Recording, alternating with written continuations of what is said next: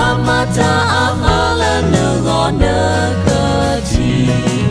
Lopwila tabayo atawi kha Chusunyala nabawi kha kesoa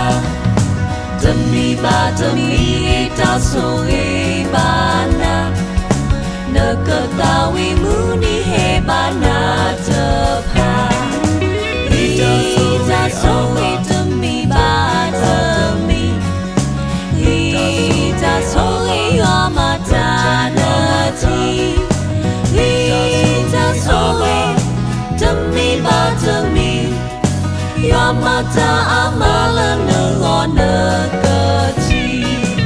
Penalty kwa odo hoko ta tudo Kri alo tudo amane thinoto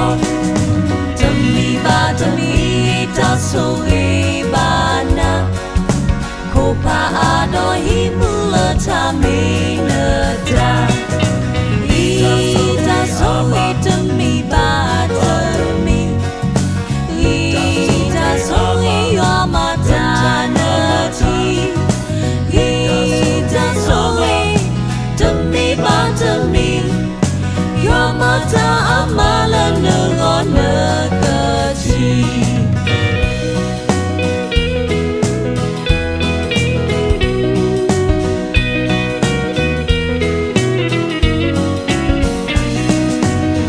Ta terbibu alisrari apa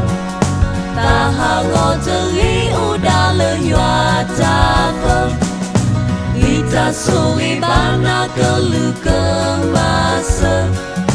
Doma meneta tula nekle kete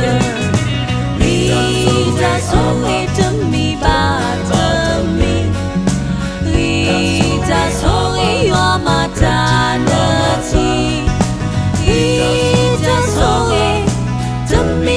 Demi Yamata amala nugo nagaji